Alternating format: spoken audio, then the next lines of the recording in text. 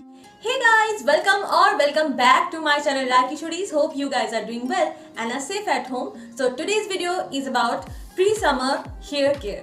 आपकी hair length छोटा हो या बड़ा, हेल्दी हेयर किसको नहीं चाहिए होगा। स्मूथ और सिल्की बालों का ख्वाब हम सबको होती है, पर हम प्रॉब्लम क्या कर देते हैं कि सही सीजन पे सही हेयर केयर हम करते तो नहीं हैं। इसके वजह से हमारी एक्सेसिव हेयर फॉल होने लगती है, प्रॉपर हेयर ग्रोथ नहीं होती और ग्रे हेयर की प्रॉब्लम आ जाती है, डैंड्रफ की प्रॉब्लम होती रहती है।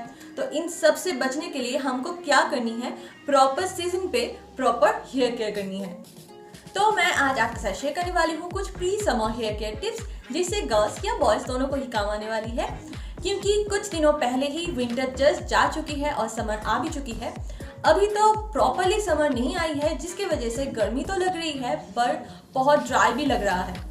ड्राई लगने की वजह से आप बॉडी पे तो लोशन लगा सकते हो, डेड सेल को हटाने के लिए स्क्रबिंग भी कर सकते हो, पर हमारे स्कैल्प का क्या। तो आज मैं आपको एक पूरी वीक की हेयर केयर रूटीन बताऊंगी, जिससे आपकी बालों की नेचुरल चमक बरकरार रहेंगी और प्रॉब्लम्स भी नहीं होंगे। So without wasting time, let's move on to the video.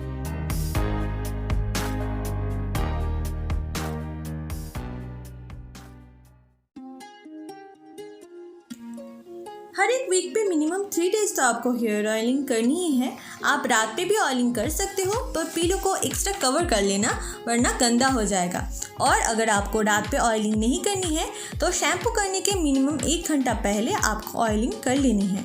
आप सोच रहे होंगे कि वैसे तो समर पे बहुत ज़्यादा स्वेट हो जाती है, तो ऑयलिंग की क्या ज़रूरत है। तो मैं कहूँगी मेरी छोड़ो, खुद एक बार एक्सपेरिमेंट कर लो। एक बार ऑयलिंग करने के बाद शैम्पू करो और कुछ दिनों के बाद विदाउट ऑयलिंग ही शैम्पू कर लो, तो आप खुद समझ जाओगे कि क्या फ़र्क हो रही है। और हेयर ऑयलिंग के लिए कोकोनट ऑयल इज़ बेस्ट। और अगर आपको बाल बहुत रूखे और बेजान हैं तो आप ऑलिव ऑयल को थोड़ा सा गर्म करके हॉट ऑयल मसाज भी कर सकते हो। इससे आपके बालों की नमी लौट आएंगी। आपको हफ्ते में 1 दिन शैम्पू करने से पहले अप्लाई कर लेनी है हेयर मास्क। आप घर पे दही और शहद मिला के भी अपनी DIY हेयर मास्क बना सकते हो, या फिर कोई भी हेयर मास्क आप मार्केट से भी खरीद सकते हो। शैम्पू करने से पहले हेयर को थोड़ा सा भिगो के इसे अप्लाई कर लें और बालों को इस तरीके से 1 घंटा के लिए छोड़ दें और फिर शैम्पू कर लीजिए।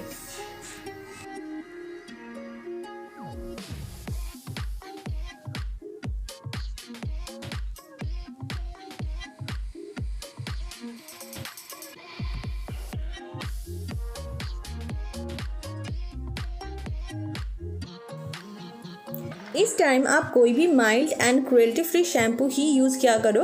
और शैम्पू करने के टाइम पे भी हम कुछ गलतियाँ कर लेते हैं। शैम्पू मिनिमम 2 बार यूज़ करनी है। हम एक बार लगा के ही सोचते हैं कि चलो हो गई शैम्पू, पर ऐसे आपकी स्कैल्प प्रॉपर्ली क्लीन नहीं होती।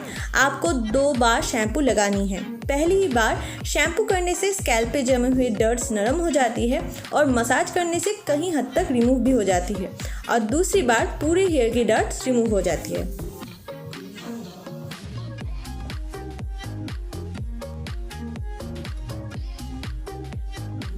और शैम्पू करने के बाद कंडीशनिंग इज़ मस्ट। पहले बालों के एक्सेस वाटर स्क्वीज कर लें और फिर अपनी हेयर लेंथ पे अप्लाई करें कंडीशनर। याद रखिए, बालों के लेंथ पे ही आपको कंडीशनर यूज़ करनी है, स्कैल्प पे नहीं। और कंडीशनर बालों पे 2 या मैक्सिमम 3 मिनट के लिए आप रख सकते हो, ये काफ़ी होती है। इससे ज़्यादा टाइम के लिए कंडीशनर बालों पे लगा के नहीं रखनी है आपको। और फिर प्लेन वाटर से अच्छी तरीके से आप बाल को धो लें।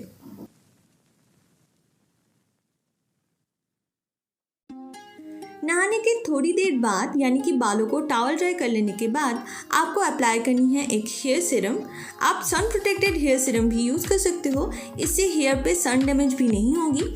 और सीरम भी आपको सिर्फ और सिर्फ हेयर लेंथ पे ही लगानी है। इसके बाद जिस स्टेप के बारे में मैं आपको बताऊंगी वो हर हफ्ते तो आपको नहीं करनी है। ये स्टेप आप हर 15 दिन के बाद ज़रूर करना।